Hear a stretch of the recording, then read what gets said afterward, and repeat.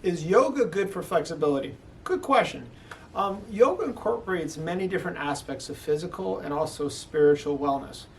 But at the end of this video, you're going to understand when yoga is good and when yoga should be adapted to fit certain needs, especially coming in off an injury.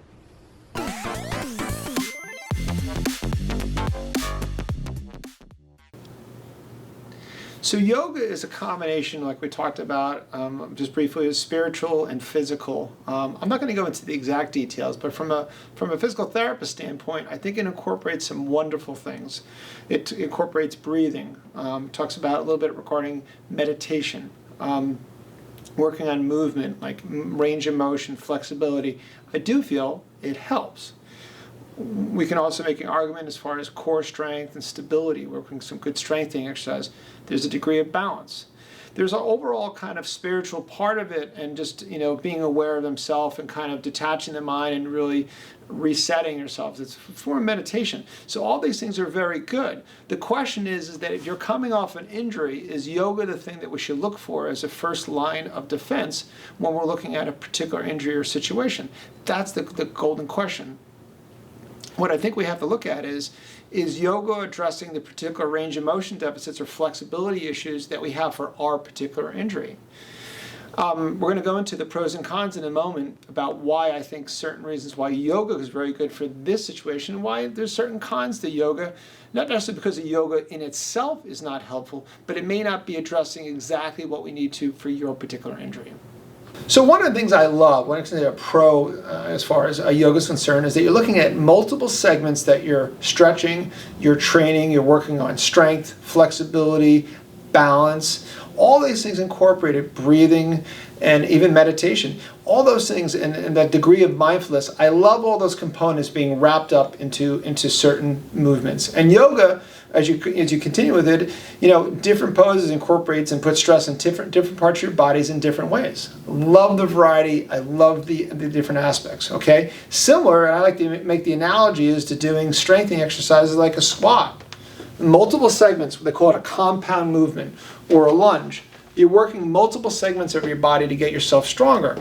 That's why I love when a patient can tolerate working in a full body squat, eventually when they can do it, or a deadlift or a lunge. I love those exercises. Even like doing a simple push-up, you're working multiple muscle groups. You're working on core strength, you're working on arm strength, chest strength. There's all these things that you're doing, and that's why I think yoga's got so many things that I think that are wonderful about it. So that's one of the real pros when we talk about, is it good for flexibility? Yes, it does address some flexibility issues. And it also addresses a whole bunch of other things that I think are very important for wellness, depending on what your needs are. If you need flexibility, definitely good for general flexibility. If you need some strength, good for strength. Sometimes it doesn't address everything. It's hard to go beyond body weight to get you stronger in yoga because you need more of a load. Like when you squat, as you get stronger, you need more of a load. Sometimes yoga is just your body weight. So that's some of the things. But I do think it's a wonderful system. And that's one of the pros I really like that I think about when I think about yoga.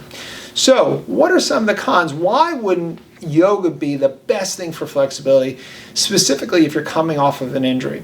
If you're trying to come off of a back injury, let's say, or a shoulder injury, and you're trying to work within a yoga kind of pose or routine, or going through different type of movements, you may miss certain areas that need to be to receive the flexibility, need range of motion. And what that means is, let's give an example of doing a warrior pose.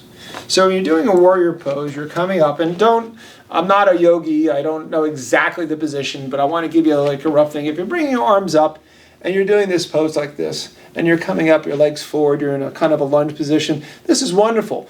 But the thing is that sometimes when we're doing this full body pose, we may be missing certain areas that we want to work on. Let's say shoulder flexibility. We might be compensating as we go ahead and try and get shoulder range of motion. We may not be getting that full motion. Maybe we're getting the motion from our back. So as we move our shoulders up, we're getting more motion from our lower back, and we're really not getting that stretch at the end that really we need for that shoulder problem, depending on where the limitation is.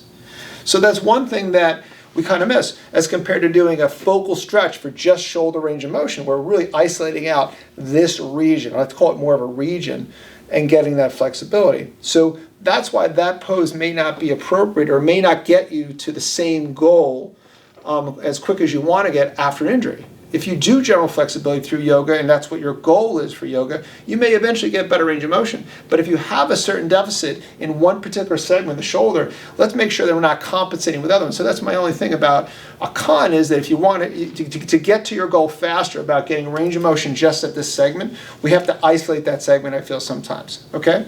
Another example of that is, let's say, the lower back. If we look from the side view, and we're bringing ourselves into this pose, are we getting the motion from our lower back? Are we getting the motion more from a hip or our hip? It just depends on what our goal is. We can compensate by getting a lot of hip motion, but not really we're getting a lot of motion from our shoulders and our hip, but maybe we're not getting enough focused on our lower back. If we need to get more of an arch in our lower back or more of that range of motion. So that's where we want to kind of really grasp at where we need our problem is. We have to take a gun or a target, we put a target on that particular area. And that's where sometimes we have to do stretches just for that segment that we're concerned about. Okay, so that's one of the things we want to consider.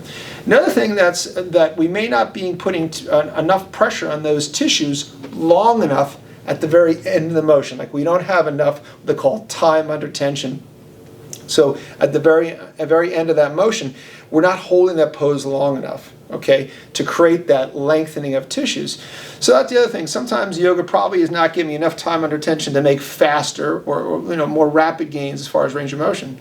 So those are some of the things that I think we have to consider when we're choosing yoga as a mode to kind of create range of motion and create flexibility. There are some downsides. There's some wonderful things about it too. I hope this made you think a little bit and hopefully gave you a little bit more information about feeling better and moving better. But realize it just matters what the goal is. So hit that subscribe button if you're not a subscriber. Get some notifications so you know when our next video is, and smash that like button so we know you liked it, and send some comments if you have anything you have any questions about. I'd love to hear some feedback on this topic.